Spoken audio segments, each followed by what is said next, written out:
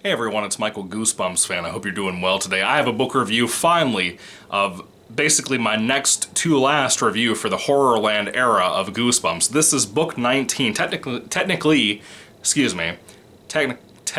whatever.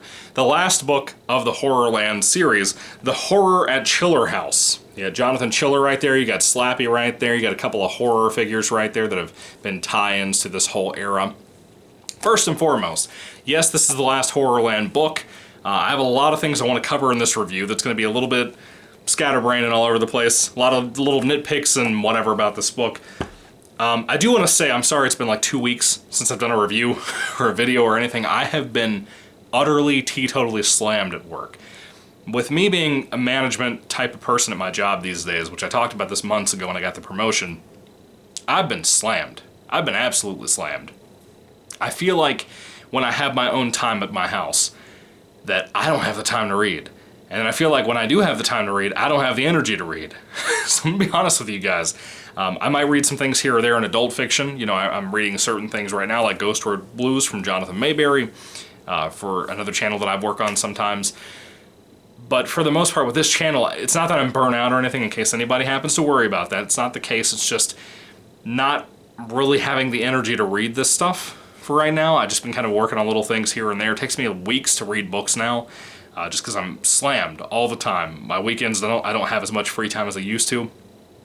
Just because other family members, my wife and I are having some personal issues here and there that we're having to help them with.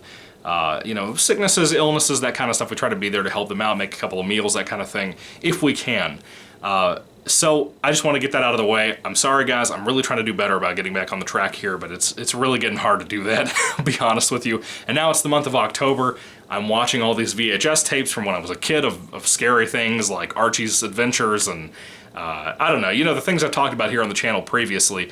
Universal Monsters flicks, all kinds of stuff that I love to talk about all the time.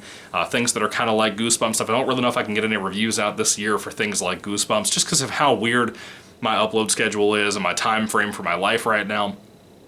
Dieting takes out a lot of time, exercising takes out a lot of time of my day. It's busy. It's really busy. I want to thank you guys for your patience. I want to thank you for your support and your love with the channel. But getting to the actual review, which once again, thank you for being here to watch this after that little ramble, whatever you want to call it. This is the official last book of the Goosebumps HorrorLand series. Now, I know there was going to be one more with Claws from the Hall of Horrors series, but they ended up making that into its own thing called Hall of Horrors, so I'm going to cover that as a Hall of Horrors series one day when I get around to reading those. Haven't started them yet, oddly enough, so that should be fun. Everybody's been requesting that for a long time, so hopefully you guys will get that at some point in 2022. That's weird to say that. We're like 3 months away from the end of the year, and 2022. Wow. Anyway, book 19 here. So I want to start off saying, okay, for anybody who doesn't know, there's basically Goosebumps HorrorLand is a very different beast from what Goosebumps typically is. If you've never read a Goosebumps book, basically what it is when it used to come out back in the 90s, you had the original classic series where each book stood alone. 62 books straight across the board. Every single one stood alone. You may have a recurring villain, but that's about it. Not really recurring characters or anything like that.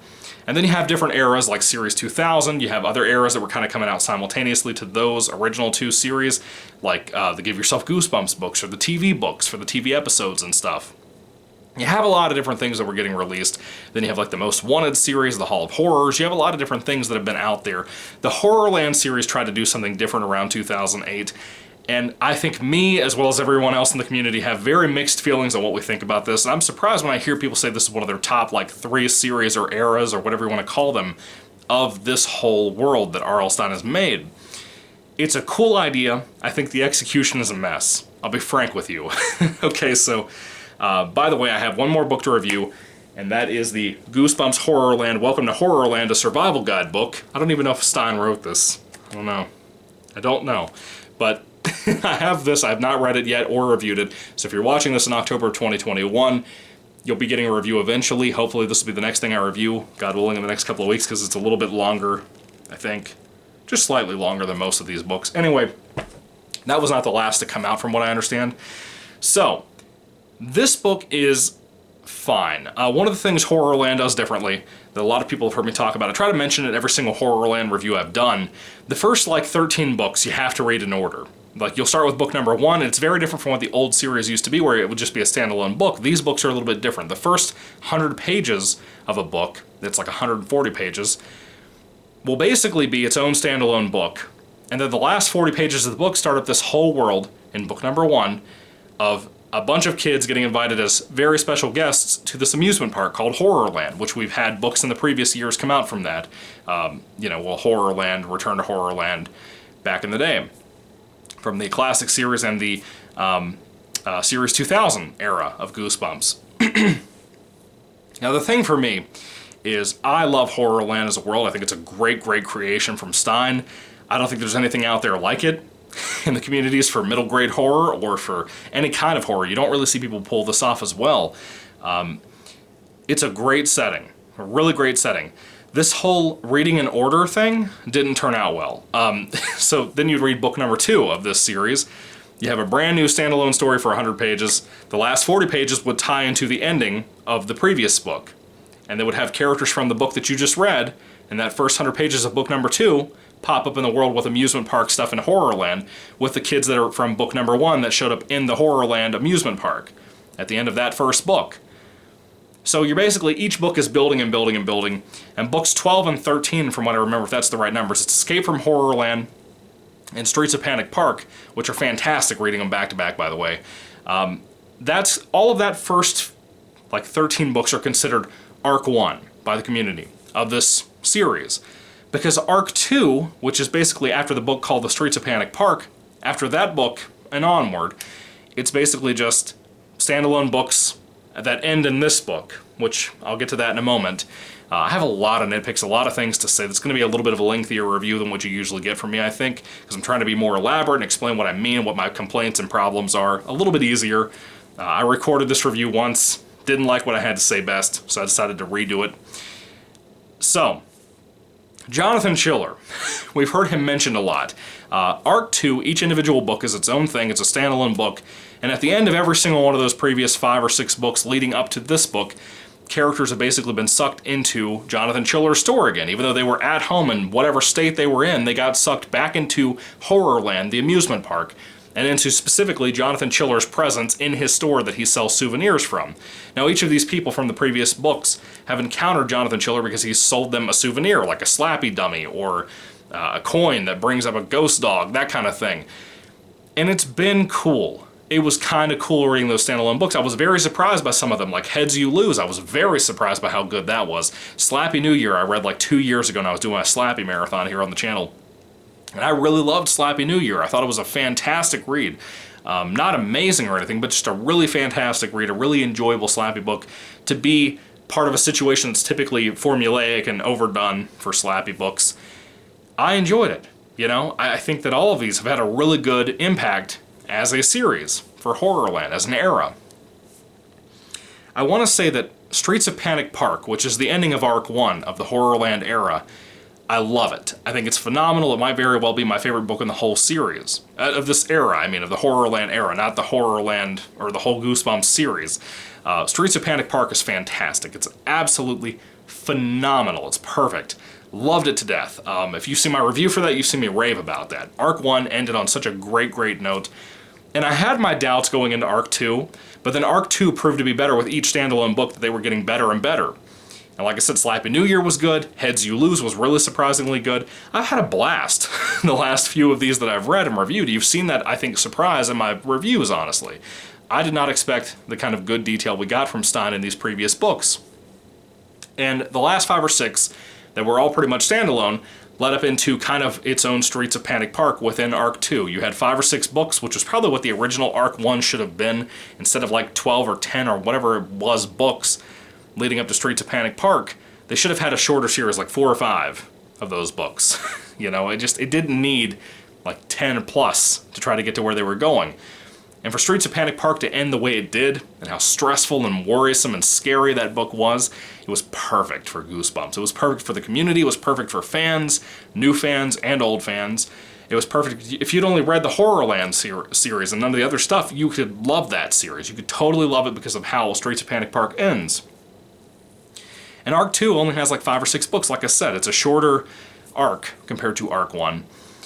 And at the end of each of those standalone books, not to spoil anything, but at the end of each of those books in the epilogues, all of those characters get sucked back into HorrorLand, into Jonathan Chiller's presence, like I mentioned. And that all culminates in this book. All those characters get sucked back in here at the same time. Jonathan Chiller told these kids when he met them, before he sold them their souvenir, that they would pay up next time, basically. And they do here. This book is not amazing. It's not anywhere close to being how good Streets of Panic Park was, in my personal opinion. I think that I've had some people tell me in my review for Streets of Panic Park a while back that they really, really like this one. And that some people, I think, even like this better. But I think most people like Streets of Panic Park more. And if you don't, I'm kind of surprised by that, frankly. This is not as good of an ending for the Horrorland era as Streets of Panic Park was, which is kind of shocking to me. I'm kind of a little dumbfounded. You know, I'm making this review at like 2 o'clock in the morning because I finished this book, and I tried to read another book that I was reading, which is Ghost Road Blues by Jonathan Mayberry, for a little while. And I just couldn't get my mind off of this. I wanted to just come downstairs, cool down. It was a little hot upstairs in our bedroom. Just hot upstairs in general. I wanted to come down here and cool off and just make this review because I couldn't stop thinking about this book. Now, what's the plot of this book? Because we all wondered reading those previous books, if you got to the end and saw how the characters were getting sucked back into Jonathan Chiller's souvenir shop, what was going to happen with that? Well, I'll tell you. This is not as strong of a book as Streets of Panic Park at all. It's a fine book. It was decent. I think all of these standalone books that led up to this I liked more than this book, frankly. This was not bad. I don't mean it to sound like just me dishing out an attack on it. It's not really like that. Basically, Jonathan Chiller, the book starts off with the prologue, by the way, of Jonathan Chiller when he's a kid. Yeah, you get a lot into his past. And Jonathan Chiller's a weirdo with like an abusive father. Not like a beat him up abusive father. I'm not laughing about that. I'm saying like he has like a father that like thinks he's a wuss, basically, because he sits in his room, plays with his toys and stuff, and his mom doesn't want him to have any kind of individuality at all. She doesn't want him to be creative or waste his time with any kind of fun. He needs to be book smart and that kind of thing. So basically, Jonathan Chiller has a sucky life, you know? And that was interesting to see the past of a villain from Goosebumps, like the past, like the childhood of somebody. And the way that ends was really odd, you know? And it was kind of sad and kind of... I didn't look at Jonathan Chiller like I thought I would. And I'll be honest, it was a little bit of a low blow from Goosebumps. I didn't expect to get an emotional punch from Goosebumps, of all things. I don't think I've ever gotten that, aside from emotional in the sense of being scared or laughing because something was genuinely funny. This was different. It was like, I felt sad. Like, genuinely sad for Chiller. Now, Chiller, his dad wanted him to be a hunter. His dad was a big-time hunter. He loved to go out hunting and killing deer and whatnot. And a lot of that prologue is him taking Chiller out to go hunt. And Jonathan completely makes a fool out of himself. And it's hilarious, and it's also sad at the same time. But the end of that prologue was genuinely sad, I think. It hit me in a weird way. It's some kind of weird daddy issue thing. Anyway, so the actual book picks up immediately where all those characters from the previous 5 or 6 books are brought into Chiller's souvenir shop. And he basically tells them that he's going to reenact The Most Dangerous Game, that old book from back in the day. I don't remember who wrote it. I have a copy somewhere. I might have given it away by now when I moved, but still, I had a copy. I read a little bit of an excerpt from when I was in school of that book, The Most Dangerous Game, which was basically about a guy who is rich and has like an island or something. He tells this one guy that he wants him to go hiding out in the woods or whatever, the forest on this island or whatever it was, and that he's going to hunt him. I think it was for like 3 days or something like that, or 1 day, and all the guy had to do was survive. And it's wild. Yeah, it's a wild story if you haven't heard that story before or read that story. And I haven't read that whole book. I want to at some point, but I haven't read that whole book, and I want to because of this book, which is weird to me. You think the excerpt I read back in school, like in middle school, you think I would have intrigued me enough to make me want to read that as a horror fan, but it didn't. It did not. But I remembered it all these years later, so that tells you a lot about that story. Anyway, that general premise is what you have here. Jonathan Chiller tells all these kids that he's going to carry around a crossbow with a bunch of other hunters, and he's going to hunt these kids. Yeah, he's going to go Most Dangerous Game on these children. He's going to hunt them down with a crossbow. And a lot of it is just to appease his father from back in the day, because of how his dad basically thought he was a wuss, like I said. It's a bit of a premise, man. I'll be honest with you. The book is mostly a wild goose chase type of situation. the kids are all being given by Chiller himself before the game starts up these helper cards, and you basically have to run around. Each kid, all 6 of them, I think is what it was, 6 kids, are given a helper card. They have to go find somebody in the amusement park after hours when the whole place is shut down. The kids have to go running around, dodging security and whatnot, to go find these different characters like Murder the Clown, who I love and enjoy a lot, Madame Doom, who was in one of the recent HorrorLand books from a while back. You know, that's fun. That stuff was kind of fun. You had some cool moments here. You had a couple of laughs. You had some danger with arrows getting shot at these guys just at random at this group of kids. And I will say this, about halfway through I started getting bored. I'll be honest with you, about halfway through I started being like, okay, are we actually going to do something really nice here? Maybe it was a little bit further, maybe 3/4 of the story through, I started getting a little bit like, okay, where's this going to end up at? You know, it felt like it was going to have kind of an abrupt ending. And it kind of does. And one of the things I forgot to mention too is that while the kids are running around on the island, what they're actually looking for those helper people that they were given on the helper cards, they need their help finding these 6 red chests that have little horror action figures in them. Of course, horrors are the mascots in the actual amusement park itself. The kids need to find these red chests, 6 of them, that'll basically, each one will be for each kid to go home, to be sent back, teleported, whatever. And that's most of this book, is wild goose chasing for those red chests. And I gotta tell you, the ending, because of the prologue, the ending works. But if that prologue had not been here, which I'm not saying I'm judging it based off of that, but if that prologue had not been in this book, I think the ending would have sucked. It would have been terrible. Jonathan Chiller is not a Dr. Maniac type of character. He is a very serious type of character. He's a weirdo, you know? A lot of the things I found out about Jonathan Chiller in this book, I didn't know nothing about Jonathan Chiller until I read this book. And neither did you if you read these books in order. But he's not what I expected him to be, in a good way and a bad way. I still have mixed feelings on how I feel about Jonathan Chiller, but I have some kind of sympathy somewhere in there. Not like a Darth Vader sympathy, but kind of like a, I don't know, like an alligator sympathy. You know, like they get killed and stuff, and I get that, but they also hurt people a lot. You know, it's that kind of thing. That's how I felt about this. The villain is interesting enough to keep you through the story. The main character kids, like any Goosebumps book, they're not the most appealing. You don't have appearances from Slappy, so I don't know why they bother even putting him on the cover here. That's just a total draw for we Slappy fans and Goosebumps fans. He's a mascot. Get over it. I was very surprised by the route this went, because I thought we'd get something a little bit more bombastic, you know? This whole wild goose chase thing, it is what it is. You know, if you like that kind of story, I think you're going to like this a lot. If you're like myself, I think by the ending you're going to feel like this is a less important, less enthralling Streets of Panic Park book, you know? Streets of Panic Park was phenomenal. I'll stand by it. That should have been the end of the Goosebumps HorrorLand era of Goosebumps. And if you want to do something like Goosebumps Return to HorrorLand or whatever, even though there's a Series 2000 book basically called that, if you wanted to make a series era or whatever after the HorrorLand series based on that, like Hall of Horrors, for example, you could have done that and started Arc 2 basically being that whatever, Return to HorrorLand, HorrorLand 2, whatever you want to call the thing. That's really all I have to say. I don't want to get too much into spoiler territory or anything, but I will say I'm kind of disappointed, because the previous books that led up to this for the Arc 2 storyline, I like that they were standalone. They actually surprised me pretty often. But they were better than this. This is like the one that was supposed to be their own end game, basically, for the, I guess at the time, Goosebumps World and Goosebumps books, but mainly for the Goosebumps HorrorLand era. That was supposed to be their end game, you know? And I feel like it's nowhere as good as Streets of Panic Park. Streets of Panic Park, if that was ever the last Goosebumps book to come out, that could have been fine. I would have been completely fine with that because of how great it was. But this, no. If I had found out this was the last Goosebumps book ever made, which it's not, but if it had been, I would have been heartbroken because it wasn't that very good.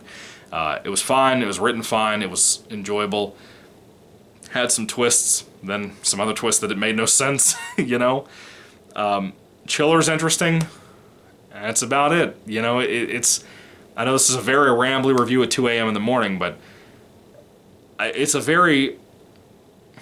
it's a very hard to discuss topic because of the kind of book that it is. It's different from most Goosebumps books in a very weird way. If you've read it, you know what I'm talking about. If you haven't read it yet, I'm sorry. I just can't explain it any thorough to you, or any more thorough to you until you read it. It's just not what I expected. I don't mind getting something I didn't expect. That's fine with me. Subvert my expectations until you're Ryan Johnson, you know what I mean? This is fine. I don't hate it at all. I just think it's kind of disappointing. Streets of Panic Park is phenomenal, like I said. When it comes to this book, Goosebumps HorrorLand number 19, the final book, originally, and officially now, of the HorrorLand series until they tried to make Claws a HorrorLand book, and then they decided to make the spin-off called Hall of Horrors. I haven't read any of those yet. I don't know if they're any good. People always request those. At some point I'm going to get there. But book number 19 of the HorrorLand series, The Horror at Chiller House, it's a fine book. It's an okay book. It was kind of a letdown. I'd be curious to see how many people like this book more than Streets of Panic Park. I just don't know. It's a good book. It's fine. But fine is the word I would use the most for it, as you can tell. It's quite a letdown, in my opinion. I think I'm actually kind of surprised that they ended the book series with this. Or they ended the HorrorLand era, whatever, with this, you know? And even the epilogue to the book. Just, it's not that it's bad, it's just, why? Why would you do that? You know? I don't know. Anyway, I don't know what to tell you. It is what it is. I have one more HorrorLand book to review, which is the Survival Guide right here. Again, I don't know if Stein wrote this or not, but I'm hoping this will be good. When I read this, I will rank all of the Goosebumps HorrorLand books as one big video. And we'll talk about little things here and there, not spoilers or anything, but, you know, little things here and there like I do with my rankings in general. Why I put something so low, why I put something so high, that kind of thing. But for now, when it comes to The Horror at Chiller House, which I can never remember the title of, if I had to rate this book on a 5-star basis, I'd give it like a 3 out of 5 stars. It's just fine. I feel bad after 2 weeks of not getting around to making content for you guys, or almost 2 weeks, that this is what you get. A very lackluster, very, I don't want to say bored review, but just, I think people expected a bigger review. You know, maybe. I don't know. You guys don't expect much from me. And that's a good thing. You know, it's a good thing. Keep your expectations low when it comes to me. 3 out of 5 stars. I don't have much more to say about it. I'm sorry for a rambly review. Sorry for taking so long to get this review out. It's just, it ain't the greatest, I'll be honest with you. It's a sad feat, in my opinion, that this is the end of the HorrorLand era. Aside from me reading them out of order, not doing the survival guide yet, it's sad to me to see what happened here, you know? It is what it is. It's not a bad book, it's just okay. You know, it's fine, like I said. Anyway, what are your thoughts on The Horror at Chiller House, the final Goosebumps HorrorLand book? Did you love this? Did you hate it? What did you think about it? I'd love to hear your thoughts down in the comment section down below. Again, guys, forgive me for taking so long. I'm going to try to get back on schedule, doing more of this kind of content, having some more content for you guys. I don't know what I'm going to read more after I finish the HorrorLand series of books. You know, do the ranking and all that. I don't know what I'm going to do. I don't know if I'm going to finish up the Most Wanted books or what. I don't have many Most Wanted books left. I have a lot of different stuff scattered around. GYG books, classic books kind of left over, like another 20 of those or something. I don't know what I'm going to do. I don't know what I'm going to read yet. TV books, I don't know. I'm just kind of all over the place right now, honestly. It's just a weird time for me. Just such a restraint on time. Anyway, thank you for being patient with me. God bless you guys. Happy Halloween. It's October, and goodbye.